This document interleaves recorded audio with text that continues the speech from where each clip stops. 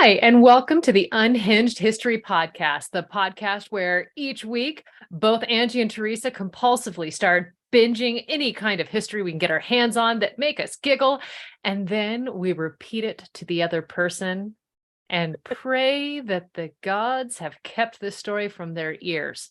Or eyes. Or spouses. Or children. If you identify as any of those, I don't know. I got nothing after that. Please go. Yeah, please just stop. Quit saying that we've already told you about the Library of Alexandria burning down. We're not over it, and we never will be. There are things we will never know because of that. Well, yeah, you're not wrong.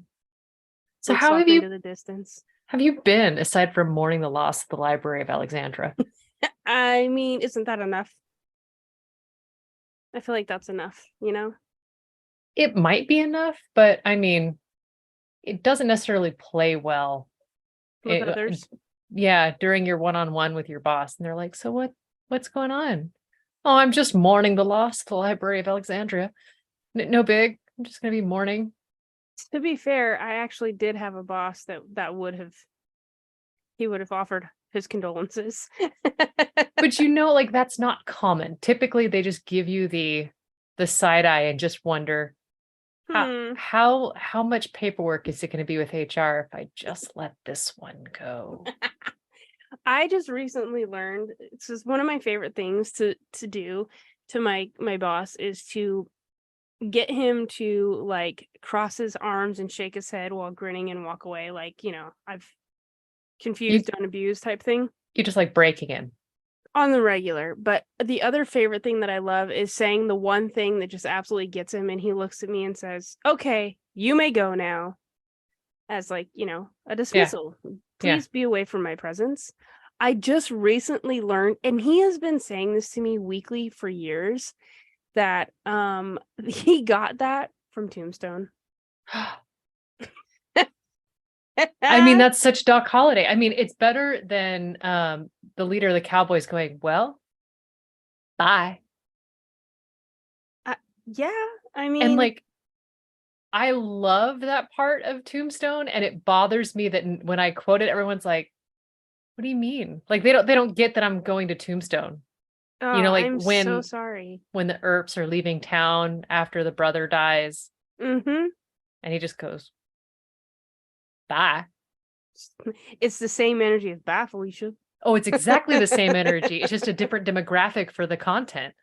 In a different century. It's right? Fine. Same energy, though. Oh, it's totally the same energy. My new favorite thing, now that I know that that's why he says it, is to constantly like insert whenever it seems the most inappropriate. "Oh, he speaks Latin. Now I really hate him." I mean, okay, what are you going to do? Stand there and bleed? Or are you going to do something? Yeah, every single quote in that movie could be used in my line of work. Honestly, I would never stop quoting it, knowing that. The one that is obviously the most used is, "I'll be your Huckleberry." From somewhere down the line. That is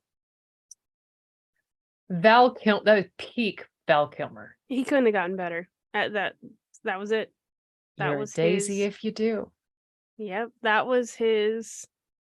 What do you call it? Magnum opus?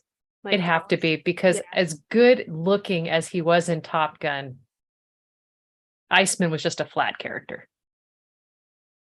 I mean, I did love him in The Saint. That was a good one. No, you're not wrong. That was a good one. But as far as I'm concerned, he was made to play Doc Holliday. Like that's what he was. Yeah. Apparently, my hypocrisy knows no bounds. So next week on our podcast, we'll be discussing Tombstone. Maybe. Maybe. Well, what do you got? Because last time I ran out of time telling you all about Shelley's leg. I absolutely love Shelley's leg.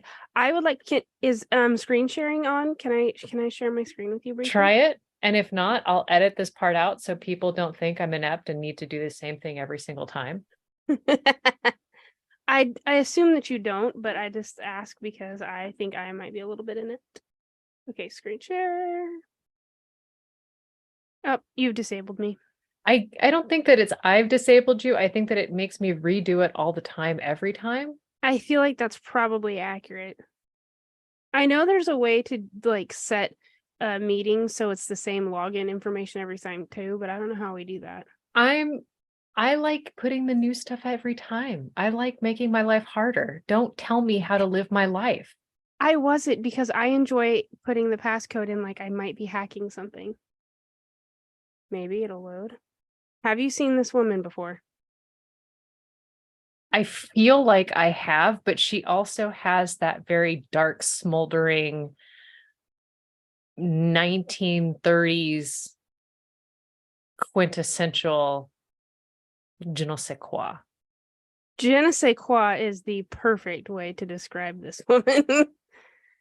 Okay, so Like if you said she was in this movie, this movie, this movie, and this movie, I'd go, sure. well, she wasn't in any movies, but several movies have been made about her. Is this the Black Dahlia? No. This is the story of Nancy Wake, the White Mouse. Okay. Any of that ring a bell? I really hope that it No, doesn't. but I feel like my brain is doing that searching, It's loading. Searching. You're buffering. searching. Like it's the flashlight symbol for Microsoft, going back and forth as it is scouring the cobwebs of my mind. Okay, cool. Well, I'm going to pretend like you don't know the story at all then. Honestly, that's the safest move, because if I said, oh gosh, I know all about, like, my brain would be cobbling together some semblance of meaning that wouldn't be based in historical fact. Well, excellent. Because Nancy Wake, okay, before I get into Nancy Wake, my sources are many. There are many sources. My sources are there's- many. They are legion. In fact, they are legion. And it took me days to find a source that was coherent in a way that timeline made sense for storytelling. So every source you had was drunk? It really had that vibe, but honestly, I just think that it wasn't that it was like, dear source, you're drunk, please go home, work your crap out, and come back in the morning. It was like, there's just such a story that finding like the key points to be like, and then this happened, and it not be like a 7-hour podcast. that was what took me every ounce of my mental fortitude to No, I like moral. I work like out. the fact that you were just going to start raiding and looting and lighting things on fire because it just didn't make sense. We're sticking with that, Angie. Don't correct That's yourself. Mortal fortitude it is. So there was a delightful article in The Guardian in 2011 called Nancy Wake, the White Mouse and the Gestapo. A website called rejectedprincesses.com, which is amazing. If you ever get a chance, I highly recommend just viewing it. It's pretty cool. Several Australian and New Zealand based websites. The jewishvirtuallibrary.org, a great article on from the New York Times. This might be my favorite. Womenwhocycle.com. As in bicycle, or women who have menstrual cycles? Bicycle. Okay. Australian war hero Nancy Wake riding a bike. There's so many, but every source had something new to offer, so it was like you can't not include them. And I get to use the currency converter, which I know is really your favorite thing. Honestly, just knowing that you went to that nth level of data, just chef's kiss. I know, isn't it? Okay, so I'm just gonna get right into it because there is no real way to like walk circles around her or muck about. She is about business from the get. Okay. Nancy Wake was born on August 30th in 1912 in Wellington, New Zealand.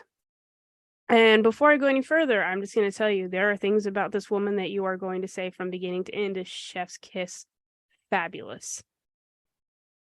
I promise. Go on. She actually reminds me a little bit of you. Then she's amazing. And we should be all knowing and touting her name. We should. Teresa Potra. Nancy, wait. Nancy. In fact, so she was the youngest of 6 siblings, but by 1914, she was right around 2 years old. Her family moved her to North Sydney, Australia. With them, or did they just ship her off? No, all of them went. Okay. She had a very unfortunate and unstable childhood. Her dad left the family and moved back to New Zealand. They were in Wellington. She was born in Wellington, and they Okay. relocated when she was 2 to Sydney, Australia. Okay, Sydney is different than. Okay, I'm with you now. Sorry, I didn't make that leap. No I didn't worries. board that plane. It was probably a boat they Oh, boarded. I didn't board that boat. The father leaves the family, goes back to New Zealand, basically saying that he is going to be making a documentary about the Maori. He never comes back, and she was only 4 years old. Okay, that is a very different excuse than I'm going to be right back. I'm going to go get a pack of cigarettes. Yeah, like he was really committed to his cause here. I'm going to go make a documentary about the Maori. Hey, and I don't know. But you're an accountant. What do you mean you're making a documentary about? Well, what I think is really interesting is that he was a journalist. Okay, so that does check. So, but like in 1916, what kind of documentary are you making about the Maori as a journalist? They exist. Did you know they exist? They have this land. We should push them off this land. You see this land? We should do this. Everybody, they have stuff we could take. I feel like you're probably on the right track. But because of this, it kind of creates a impoverished situation for her mother and the rest of her siblings. And from what I can tell, she didn't have a warm relationship with her mother. Her mother was very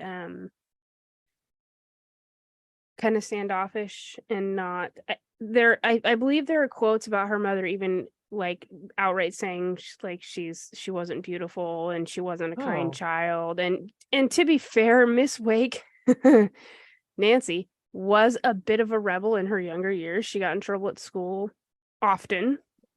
Me too. But right, all the good ones do. Yeah. Builds character. It sure does. She was very witty though, and when she was 16, she left home to work as a nurse. So she just kind of like up and leaves. She's like, I'm not about this anymore. Peace out, homies, and leaves. But at the age of 20, she receives a small inheritance from one of her aunts who wanted her to see the world. And Nancy never really fully understood why she received this inheritance from her aunt. Typically, it's because they die. Yeah, but she didn't know like the reason she chose her. Oh, okay, that makes sense. I mean, I hate to explain, how inheritance works. There's thoughts that perhaps this aunt kind of saw a little bit of herself in Nancy, in that like she was kind of the black sheep and the rebel of the family, and she just kind of wanted to help a sister out. That's kind of what I think. It was an inheritance of $200. Okay, but in 1914 money. That was in 1932, but in today's money, if I did my math right, it would be almost $20,000. Well, I mean, and to be fair, you did say a $20,000 inheritance earlier. Did I? No, okay, so it was a $200 inheritance. If I did my math right, in today's money, it would be a $20,000 inheritance. And I mean, it's not a revolutionary amount of money, but it could change your life. And it certainly did for Nancy. She used the money to go to New York and London and Paris, and she thought Paris was definitely the place for her. And as far as I'm concerned, same girl, same. This is one of my favorite parts of her entire story. During her time in London, she became a freelance journalist for the Hearst Group. Because I guess the apple doesn't fall too far from the tree. Pop was a journalist, so she grows up to be a journalist. Yeah. But in order to get the job, she was asked what she knew of the Middle East, especially Egypt. Because in 1932, the Middle East was all the rage, right? Like, we're making all these great discoveries. There's, whatever, all the things. When did Carter crack the tomb? That was the 20s or 30s? That was the 20s. I think that was 1920, 1921. I'll have to Google it, but it was definitely the 20s. Okay. We just celebrated 100 years. Um, Oh, that's right. Because you went and saw Hawas. Hawasazaki Hawas. The book is amazing. I have to show it to you. It's so cool. Because I Okay. got a book out of it. The Lit Hub, which is like a literary hub for great stories about her story was all I read on there, but it's got some resources there. Has a great description of what happens next. So in order to get the job, she was asked what she knew of the Middle East and especially Egypt. Quote, I've been to Cairo 4 times and I can read and write Egyptian fluently. She's bullshitting. The editor wanted a demonstration, so he took a book off the shelf and began reading. After some time and a page of hieroglyphs, he asked her to read it back to him. She did, verbatim. She was hired that day. However, she knew nothing aside from the fact that modern Egyptians speak Arabic. But what she had done was taken a shorthand skill she had learned at Queen's College and some sources say she wrote it backwards.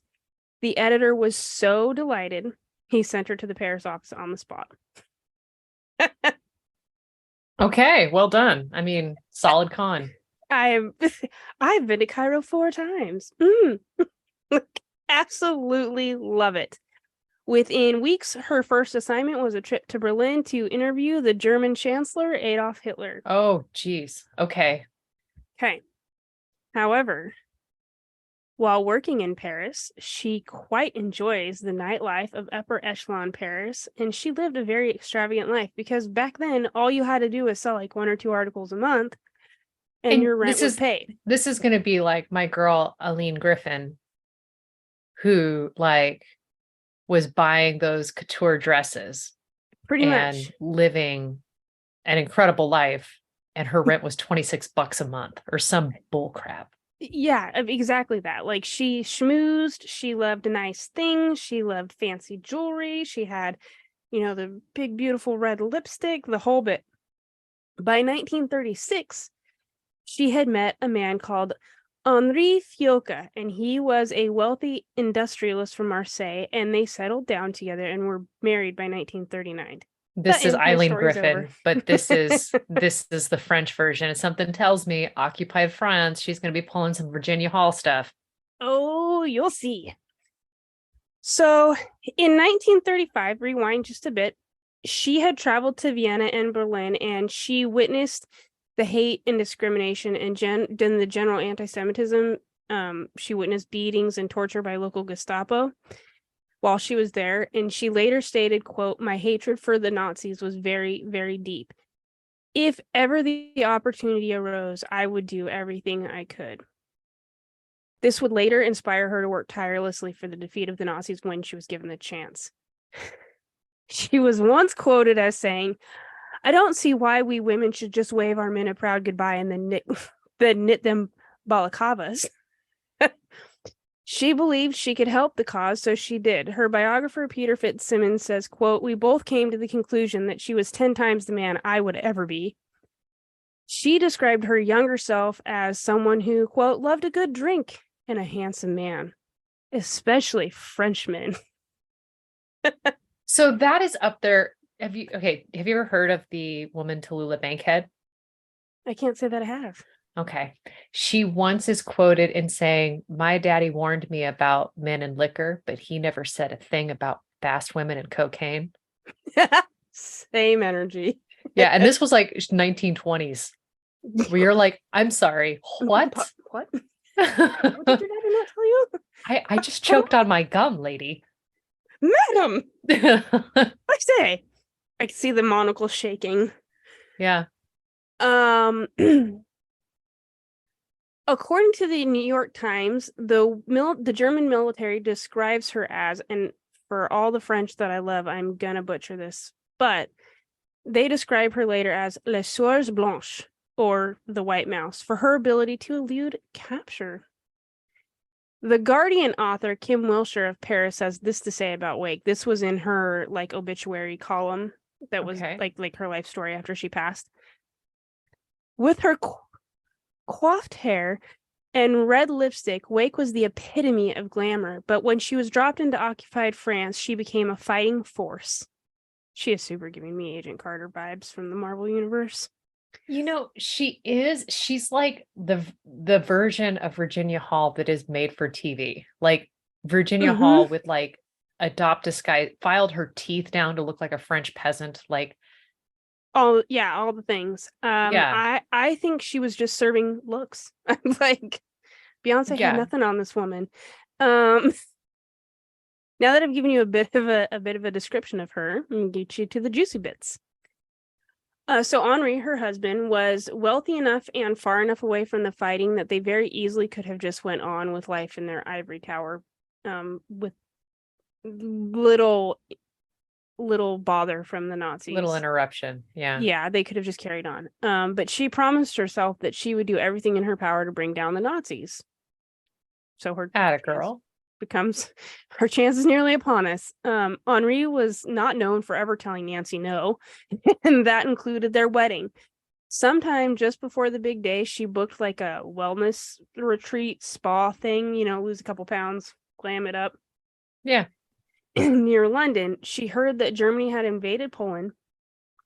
So instead of going to her event, she instead pops over to the London recruitment office and says something like, I don't know, put me in, coach. And they said, sure, we can put you to work in the canteen. We'll help feed them in.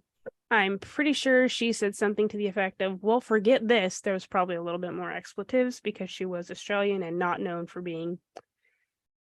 Well, they use the C word with great. Gusto. Oh, genius. Like, yeah, I used to have an Every third Australian word. boss, and it was just like, wow, Perfection. that was said. Okay. Well done. Didn't know you could use that way, but you did. Yeah. Didn't know Yeah, that was a verb. it is now. Fabulous. Add that to the list. Um, so she ends up going back home to Henri, and they marry in a simple ceremony, not the lavish one they planned. Um, so their ceremony was in November of 1939. For the first 6 months of their marriage, they lived just this lavish life. She's even quoted as saying something to the effect of, in that early time, she was the most frivolous, useless person on the planet. Just enjoyed being Filthy married rich? to a filthy rich and having the time of her life, right? But only 6 months later, Germany invades France, and she is bound and determined to help the effort. So she convinces Henri to give her one of his trucks. She didn't even know how to drive. She had it Dang. made over into an ambulance and asked Henri if one of his mechanics could teach her how to drive. Sources say she learned in an afternoon or a day. I mean, was it a stick? I'm going to assume in the early 40s. I had a Yeah. feeling it had to be. Like, okay, Yeah. so maybe she wasn't driving well. Like she's not doing NASCAR in that thing, I'm assuming. Not quite yet, no. So Henri gets his war papers, so he goes to war and she goes to work. She would transport the wounded to hospitals from Belgium to Paris, which would have been brave enough. She could have been given medals for that, but she always felt like she could do more. In June, however, of 1940, Paris falls to Germany, and she knows she has to get home to the safety of Marseille, or risk arrest or even worse. So she drives her truck/ambulance as far as she can from Paris to Marseille before it breaks down, where she decides she'll just walk and hitchhike the rest of the way home. Through war occupied France. No big Yeah, deal. right? You do the thing. Okay. So she arrives home to find Henri has returned from the front lines. My guess is he was probably wounded at this time, but also I don't know how being incredibly wealthy works in that instance. I've never I been don't. incredibly wealthy, but I have a feeling It it's a helps. very different world. Yeah. I did start to look into Henri's life as well, but there was again so much that it was just like he could have his own podcast. Um so anyway, they begin working together for the French resistance. She begins acting as a trusted courier and as well as a transporter for refugees, Jews, soldiers, and the like, and getting them across the border through the Pyrenees into safer Spain, which was a dangerous trek, but they did it. Like that was their get these people to safety in whatever means possible. And she used everything in her arsenal, including her massive wealth, her big brains, her willpower, her quick learning, and striking beauty topped off with, of course, the bright red lipstick. During the day, they would act as business as normal. She'd get her hair done. She'd go to brunch with friends. And then at night, Henri and her would go about the business of planning and transporting allies and goods where they needed to go. They were also stockpiling anything they could get their hands on that could be useful to the allies, like black market soap. I get that soap could be black market, but I would have gone more with champagne or caviar or gunpowder or cheese. Something. So I thought it was weird that it was noted that it was specifically black market soap. Cigarettes to foodstuffs and anything in between, and they would share it with anybody that needed it. Nearby at Fort St. Jean, there was a host of POWs who were allowed parole, so they could kind of walk to town. As long as they were minding their business, they were good to come back and forth. They start visiting the Fiokas, and the Fiokas start acting as couriers for them as well, getting Who are the news. Fiokas? Henri and Nancy. His name was Fioka. So once she's married, she is Nancy Fioka. But for the duration of the story, I will call her Wake because that makes the most sense to me. Okay, great. I didn't make that logical leap. So, well, that is probably my bad. During this time, she did go by the name Madame Fioka, though, which I think is okay. I mean, damn, why girl. not? I know, right? That's Madame to you. Exactly. Oh, how dare you? And she was very much that way. Like, there's some great stories that I didn't include in here of her time in Marseille and how she just did not play people's games. Like, she was not about it. Handle your business and mind your own. Like, that was very much how she lived with things. But those POWs that were nearby would come to the house and they would host them. They'd feed them. They'd give them cash. They would do everything they could to get those POWs out. So they began working as couriers for them as well. This worked really well until a neighbor who lived across the street turned out to be the Vichy commissionaire. I had to look this up. Do you know what a Vichy government is? No. Okay. So Britannica.com has this to say about Vichy rule. Vichy France, which is formerly the French state, between July 1940 and September of 44, was under the regime of Marshal Philippe Pétain for the Nazi German defeat of France to the Allied liberation in World War II. So basically, the Vichy government was like a puppet government for the Germans. Okay. And he lives across the street from them. That's not ideal. Not ideal, no. And he begins to watch them very, very closely because he's starting to be a little sus of their activities, if you will. So, they do what every rich person does, and they just rent a flat somewhere else, and they run their, what do you want to call it? Their nefarious activities through the front. Their nefarious activities through the front, without the watchful eye of a nosy neighbor who might turn them over to the Nazis at any moment. In November of 42, the Germans marched on unoccupied France, and the Germans knew a woman was helping, and they assumed her to be French, but knew little else. She evaded them constantly, which earned her the nickname of the White Mouse.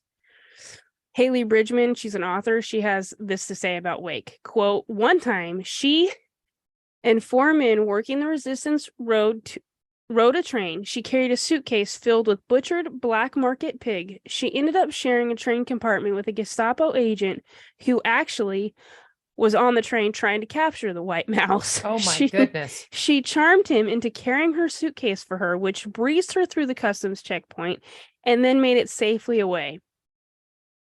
End quote. The audacity. Oh, I would darling, be throwing up in my handbag. Right? She once told an Australian TV interviewer that, quote, it was much easier for us, referring to women, to travel all over France. A woman could get out of a lot of trouble that a man just could not. Well, that's what Virginia Hall said when she was being the spy in France, is she noted that she had free movement. It seems to be very much the case, at least because I guess we're just supposed to stay home and knit balaclavas for our husbands. Right. I mean, that's the blessing and the curse. Men assume less of us, which means in war, we're We do not a looked lot at. more. But in the office, we're not given the responsibility. In fact, yes. By 1943, she learns that the Nazis have put a bounty on her head of 5 million francs. Today, Modern, that was back 5 then. million back then. Yeah. If I did my math right, today that would be $32,503,178.57. I would turn myself in for that amount of money. Right?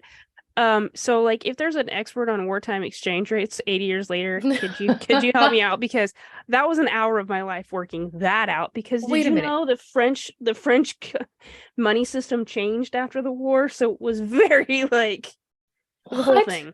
Yeah, it was a whole thing.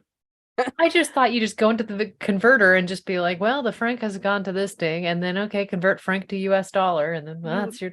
You'd think no, it was a whole probably would have been easier, but I walked myself in circles around this for over an hour of my life. For comparison, so that 5 million francs, which is $32 million today, the bounty for Osama bin Laden was 27 million. If that's any indication about how the Nazis felt about Wake. I mean, I now want to know. I don't remember the bounty on Virginia Hall, but I know that at one point she was, I don't know if public enemy number one, but damn near close. Probably up there as high as that. That's what you get for not believing women.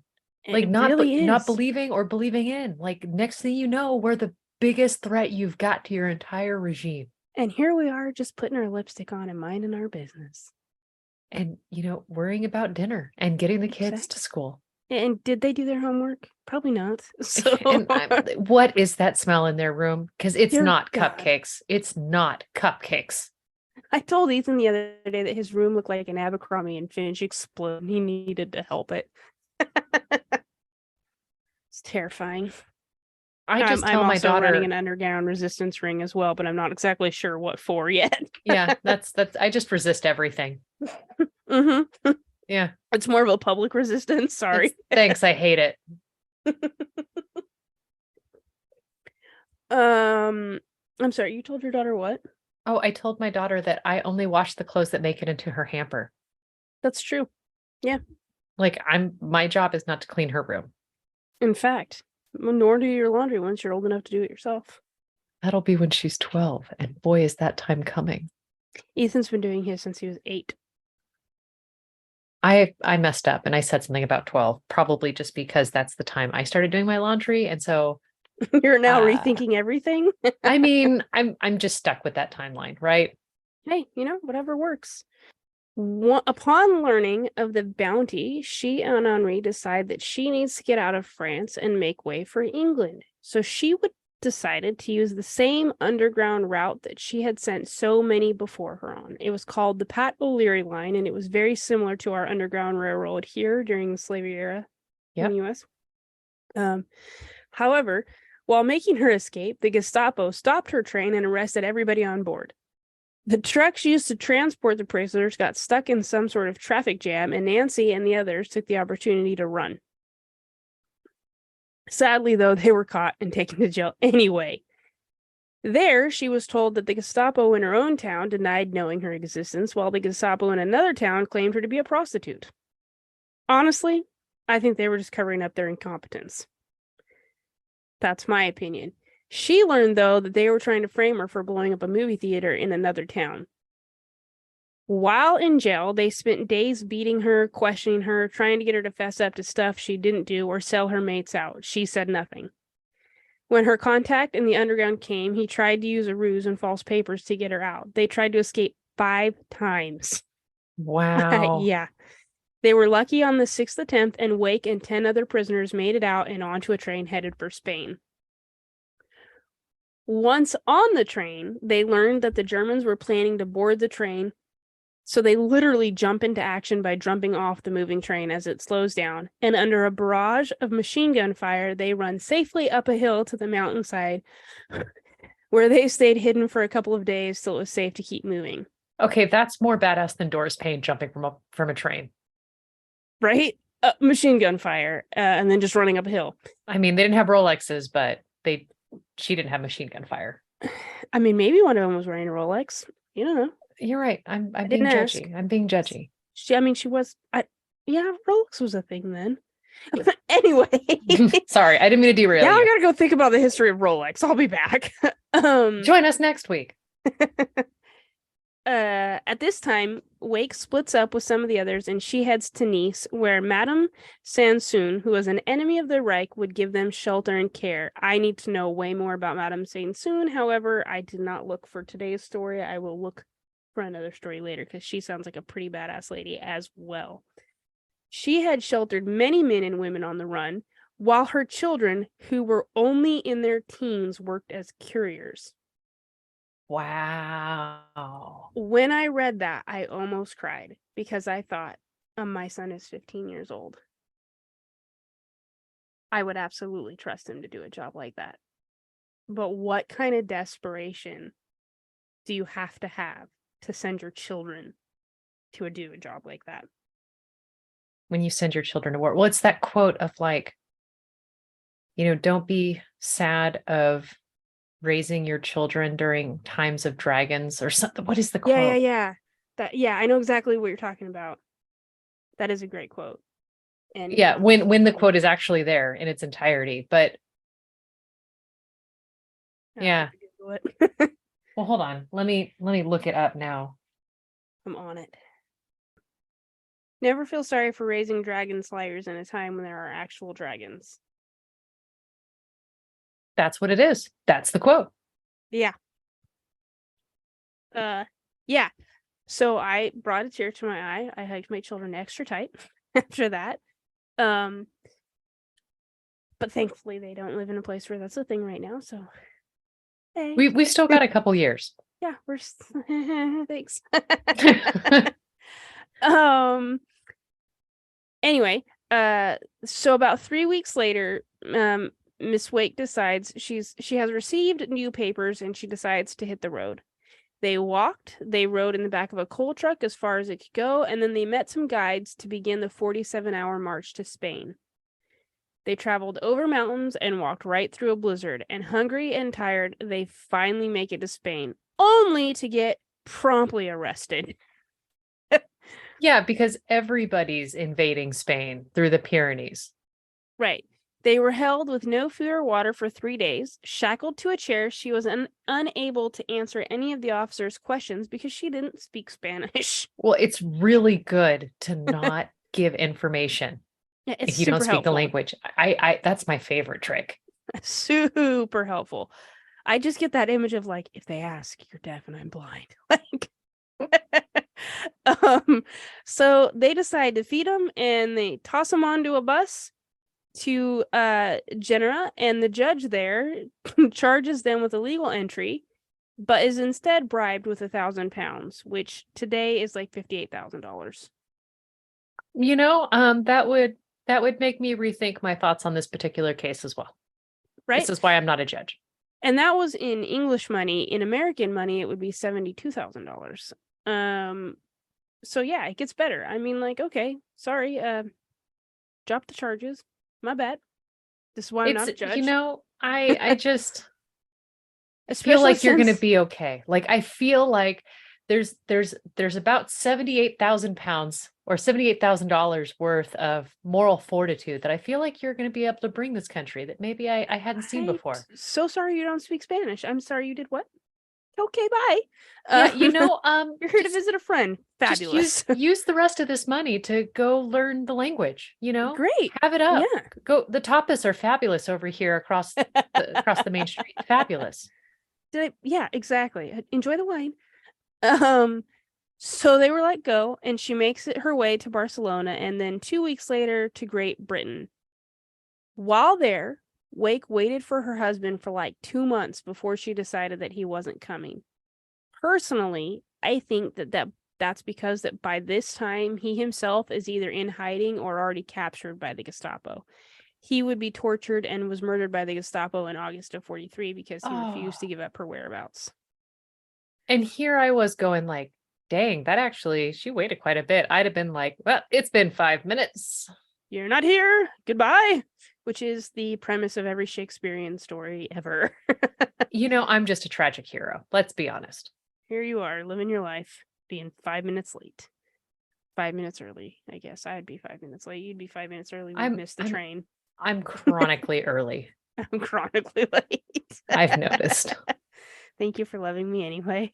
We all have our strengths, I guess. So he refuses to give up her whereabouts. My guess is he probably really didn't know himself for sure anyway at this point to begin with. Like, he had hopes. I don't even know if she speaks Spanish or not. Yeah. I mean, and for being, it's several months have gone by. And so I'm thinking that even if she had some way of communicating with him, I'm sure he didn't 100% know anyway, and he wasn't going to sell her out to begin with. So maybe she's with her dad recording a documentary of the Maori. It could be. But that being said, she gets into contact with a Free French headquarters, but they think she could be a spy, so they say no. So she reaches out to the British SEO, which is the Special Operations Executive. Yeah, right? That's how Virginia Hall got brought in.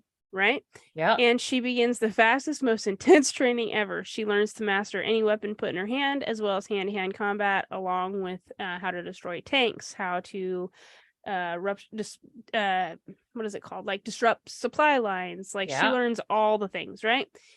The senior female in the SEO overseeing the agents. SEO or SOE? Excuse me. SOE. I put SEO. That's fine. I mean, backwards. SOE. Search engine optimization is also important, but probably not as important during World War II. Probably not. Not. Morse code was probably more important back then. But the agent overseeing the individuals headed to France, her name is Vera Atkins, and she remembers Wake as, quote, a real Australian bombshell, tremendous vitality, flashing eyes, everything she did well. Training reports record that she was a very good and fast shot, and she possessed excellent fieldcraft. She could, quote, put the men to shame by her cheerful spirit and strength of character. Yeah, no, she's fantastic.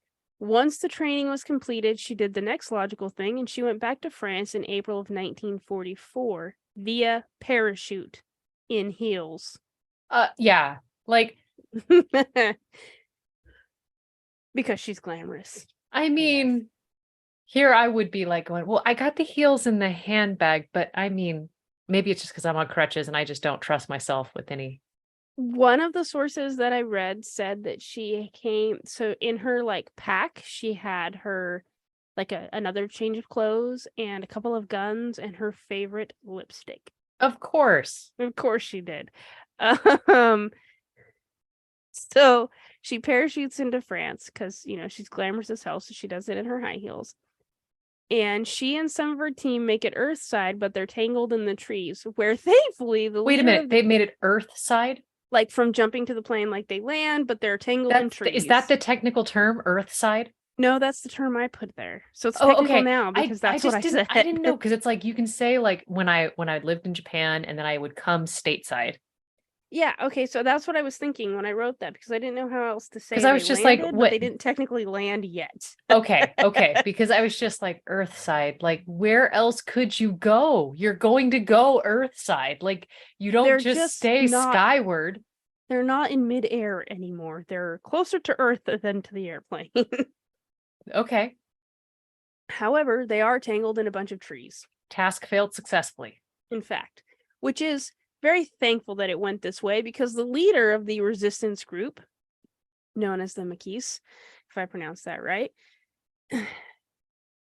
Henry Taverde, would say, quote, I hope that all the trees in France bear such beautiful fruit this year. Because he's looking up into a tree to see this gorgeous woman with her high heels dangling. I mean, and if she's in a dress, he's in the best position he could probably hope to see. Yeah. Yeah. And being the absolute delight she was, her reply was, quote, cut out that bullshit and get me out of this tree. Yep. Love her. Right?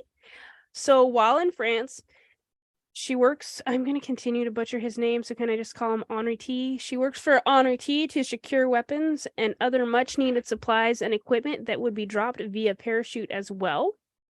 Along with all this, she helped to recruit willing helpers to their cause, eventually getting a small army together of about 7,500, whose goal was to attack German installations in the local Gestapo headquarters. So she was able to cobble together 7,500, and the army of Liechtenstein was only 80 men strong. Yes. Okay, not So, to convolute all the stories and all the podcasts we've ever done together, but yes. One of the things I heard in an interview about her was that when she was recruiting troops, these men would come and they would be like, "Oh no, we cannot be led by a woman. No, she is just a femme," and like pretend to be big masculine men. And she would go get the nearest bottle of whiskey. She'd set it down on the table and say, "All right, boys, well, then we're going to drink about it." And the next morning, when she was still awake and had drunk them under the table, they all resigned to her rule and had much respect for her. story time. So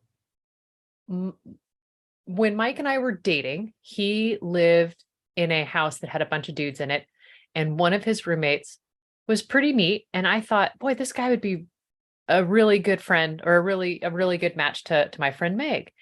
And we had tried to set them up. We had tried to introduce them a couple of times, and each time, like, she always like flaked out because she knew what was happening, and she was just like, "Nah, I'm good." Fair. Well, I had gotten a recipe for something called apple pie, which is a drink made with Everclear.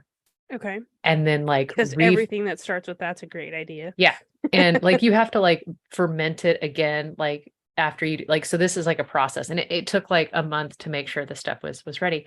And so once I'd gotten it made and had quite a bit of it, like that, because you don't make a small amount, I had told Mike, I was like, well, hey, let's invite Matt and Meg over. We'll introduce them. We'll break it out. We'll see if it's any good. I think Meg had dialysis machines that she didn't tell us about, because we got hammered. And Meg and I decided we were going to crash in my room. She wakes up the next morning brighter than sunshine. And the happy other as can be. And the other three of us are looking at her like, where did you put it? Because we watched you drink. Like, you drank to keep up with us. This isn't right. Like, you maintain, like, what were you throwing it down the sink? Did you water all the plants with apple pie? Like, what did you do? They're now married, but excellent. So when I hear people drink somebody under the table, I think of Meg. Mad respect. And that's what these men had for her. Mad respect. They wake up in the morning and realize that they will follow this woman to the ends of the earth and to the end of that aisle. And delightedly so. Yes, ma'am, you've got it. However, so like I said, their goal was to attack German installations and put the kibosh on the local Gestapo headquarters that were in the area that they were in Montlecoin. There was a lot of success. However, in June of 44, the Germans launch a large attack on the resistance, and it circles them, causing great casualty and the fleeing of others. It was during this escape that the radio man realized he'd lost his radio. And our girl, knowing that London and others like outposts must be updated, dons her cutest dress, dolls up her hair, packs a picnic, and borrows a bicycle and begins the journey to Châteauroux, where another operator and radio were waiting. It was over 400 kilometers, some say 500, or roughly 310 miles. 72 hours round trip. Just her and a picnic and a tube of lipstick? Yep. When asked about the ride, she said, quote, "It was absolutely imperative that even though I was exhausted and windblown from traveling so far, I not look that way. Whatever German patrol saw me had to think I was simply a young housewife tootling along home or to the village with not a worry, who was not worth bothering with, but not someone on a major trip." God, I butchered that. Anyway, she also said that when the trucks with the Germans drove by and they passed and they waved or they catcalled at her, she was demure and polite all the while thinking, I want to break their effing necks. I mean, Aside from her ability to maintain a 300+ mile bike ride without looking like she's broken a sweat, I mean, because I'd look homeless by the end of that trek. Oh, I'd look homeless in 30 minutes. I My mean, just coif would looking not at the be bike, coiffed. I would start like sweating grievously from my armpits. And she kept up appearances the entire time. In fact, as she got closer and closer to the location, she was only given the location with a detailed description, not an address. So she's just like looking for this area that some guy told her about. But in the meantime, are you like me that if you're driving someplace, like you have to like compulsively reread the directions every 30 seconds? yes.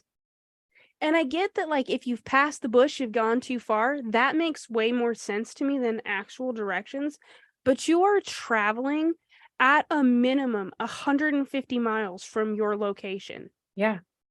So, like, how And do it's not you... like, oh, at that convenience store, turn right. And when you see the third mailbox with the light blue hinge, then you need to like, Right. So that's basically the description that they gave her. So that's what she's looking for.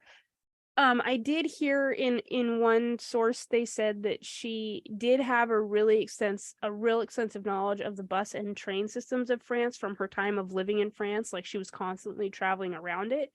But I still think you need a lot more fortitude to bike somewhere and figure it out based on a description and not an address. yeah. Like, Yeah, and maybe the SOE managed all of that orienteering that you would need, but I would not be equipped for that. right. I I would need have my eaten app to through find the all of the local store cheese in that picnic basket and I would be for sure. weeping underneath a tree. 30 minutes from where I left. Like, you'd have to come pick me up in a truck. And I would never look at another bike again. I But would have as eaten she my lipstick. it's been 29 minutes. I've eaten all the other snacks, which Ethan would tell you is definitely me. Like, I'm not gonna survive. We've only been gone 45 minutes. I didn't pack a sandwich. Anyway, as she gets closer and closer to her destination, she is coming upon more and more German like outposts and stops. And she would, rather than like try to just pass them, she'd stop and say things like, "Oh, do you need to stop me? Do you need to search me?" To appear Compliant.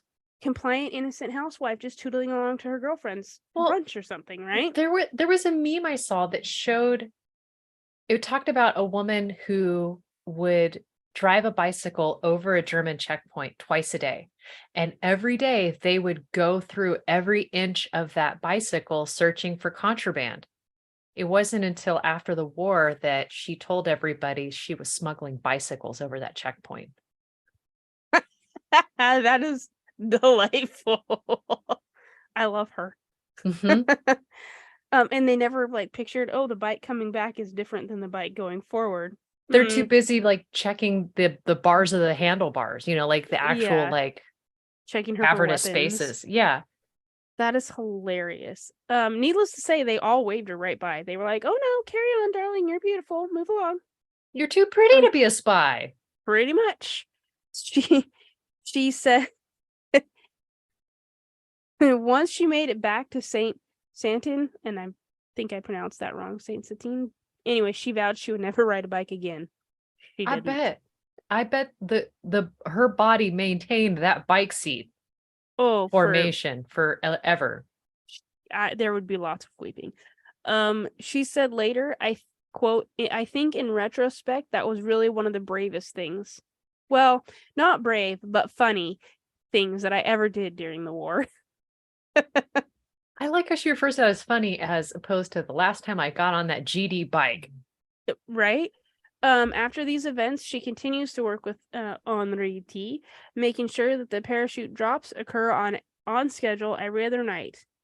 And at this point, I only have a couple more points to make before the end, but they are doozies. Once she learned that some of the men were using 3 girls as prostitutes, she demanded they be let go. She fed them, cleaned them, and gave them new clothes. 2 were released without incident, but she suspected the third to be an informer for the Nazis, and thus she was executed. Nancy appeared to never feel remorse for it, and the men refused to kill her, but Nancy didn't.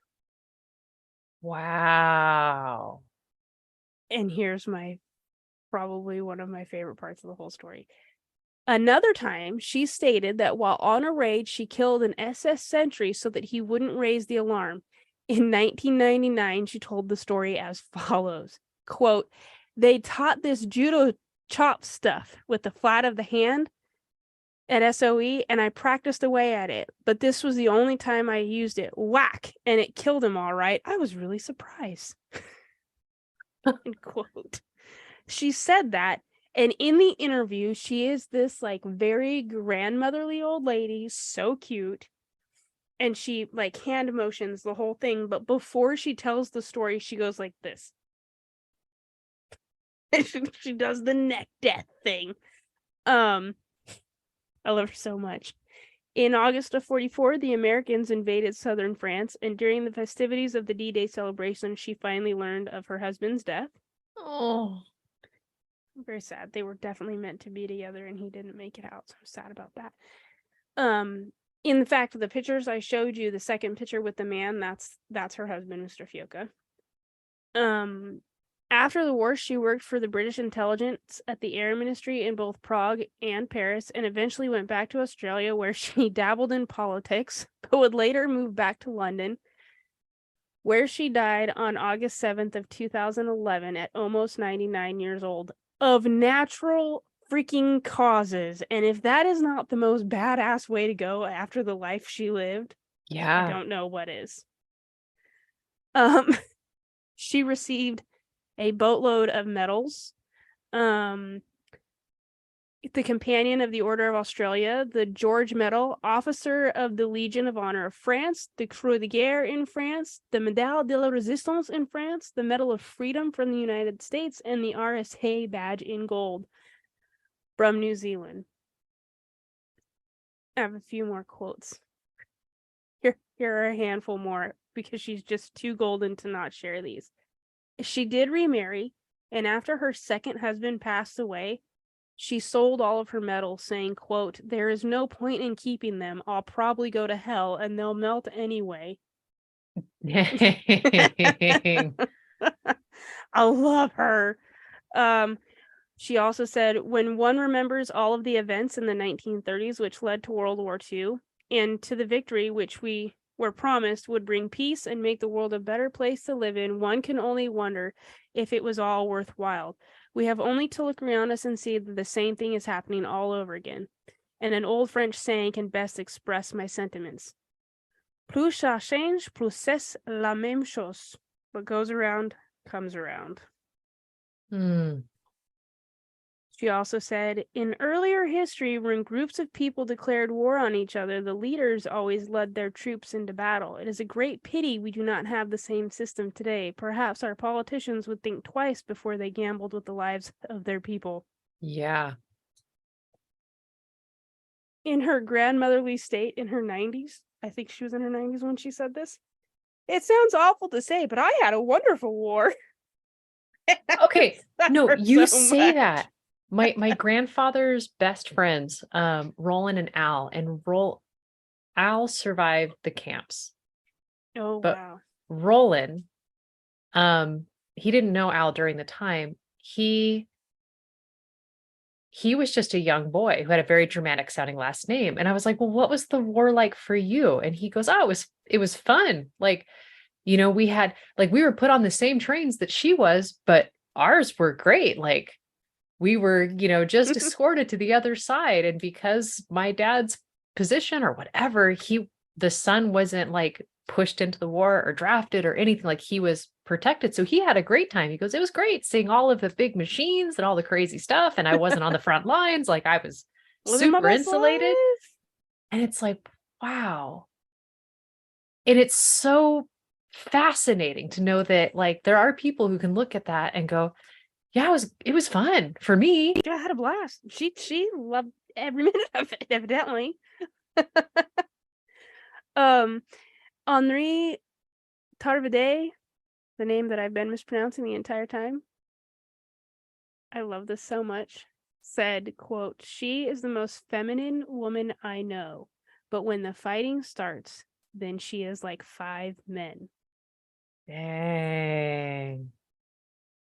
I love this woman so much. And the craziest thing to me to think of all this whole story, she was alive until after both my children were born.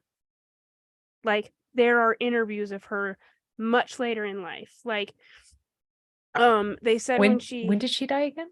in 2011, in August of 2011, Okay.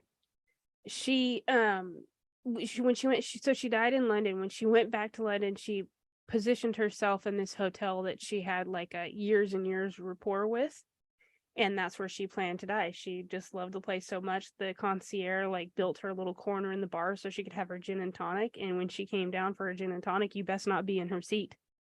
Like, right? Towards the end, our king now, but the Prince of Wales then, learned of her, and he came to meet her and was just so, actually I think she was brought to Buckingham Palace. He was so beside himself with her actions that a portion of the prince's trust footed the bill for the rest of her life. Wow. Yeah, he was just like, whoa, this woman. And she is quoted as saying things like, oh, well, you wouldn't believe it now, but back then I was a looker. She knew what was up, and if she is not the most badass woman I've ever heard of, I don't know. I don't know what is. I think she tops Eileen Griffin. She's pretty magnificent, but the more I think about it, like, were they just built different back then? No, I don't think they were built different. I think honestly, like we have the same stock. We just don't Yes. have an active war. We don't have anything to do with it, I think. Right. Like, so now we're just using it to get better cuts of meat at Costco and, turning around and exploiting the PTA. That's really what we're doing. Looking good while we do it, I guess. Like, she is just something else. So I would like to take this time to thank you for giving me the time I needed to work her story out, because there was so much more I could have told you. But I mean, it's like, this was worth it. Amazing. I had a wonderful war. Like, I love her. And Stephanie, she's been good. There are several movies that are based on her. One source said that the film Inglourious Bastards was loosely based on her unit's stories. Interesting. She did say the only good Nazi is a dead Nazi. The deader, the better. And all I could think of is, we're in the business of killing Nazis, and business is good. As soon as I read that comment from her, that was the first thought I thought. And then, like, the next day, I listened to another podcast on her, and I was like, oh my God, the Glorious Bastards. So I can't remember his last name when they try to make him Brad Pitt's character Italian. And the reason why I can't remember it is because there is a pizza place not too far from our house called Bortolami's. And when my husband goes, what is the name of it again? I go, Bortolami. Nazis. We're in the business of killing Nazis. Business is good. I just love her so much. And it, like, there's footage of her, if you get a chance to just like YouTube her, there's footage of her at interviews, there's footage of her meeting young soldiers and sailors and like expressing her genuine gratitude for their existence. And she is just this sweet looking maternal old grandmother wearing her scarves. And then you read her story and you're like, I'm sorry, what? I was not expecting this from you. Pardon? You basically just picnic basket your way 300 miles across my brain and infiltrated my life. My heart. You're here. Yes, ma'am. I bend the knee. You're the queen. Magnificent. All the while with doing it in her glorious Australian accent. Except for when she spoke French, she did not have an accent at all. I bet that was beaten out of her. I think it was part of, well, because she loved France so much, and like she just fit in so well. I think that was part of why the Germans couldn't find her, because they thought they were looking for a French woman. They didn't realize they were looking for an Australian transplant. That makes sense. So there's my story. Well, that's good. And I have a dog that is both wanting to go outside, but also trying to exploit me for attention since I have the door shut. So it might be time for me to call this. That's fabulous. I have to go finish dinner, which I started hours ago. Well, look at you. I know. I was on top of it because we started watching the Dungeons and Dragons movie last night, and I want to finish it tonight. So I was like, Where is it on? I think we're watching it on Paramount Plus. Okay. I think, but you might. I just told Ian I want to watch this, and I think it's on this, and he found it last night. All right. I can search it. I don't know what we're doing. It's like this is all I'm gonna say. We're only an hour into it, but it's like the most high dollar B-rated movie I've ever seen, and I love every minute of it. You know, there's something to be said about a good B-rated film. That this is a gem.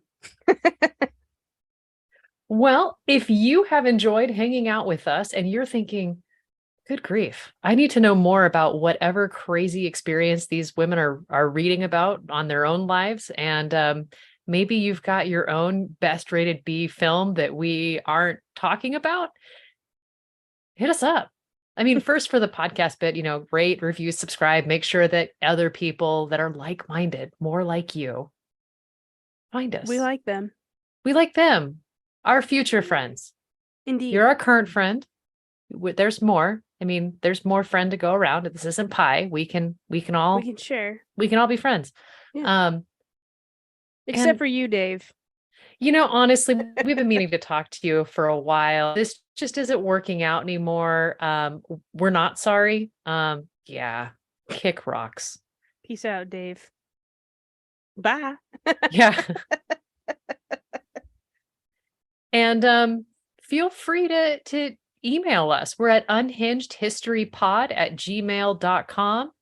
And yeah, on that note, goodbye. Bye. Sorry, Dave.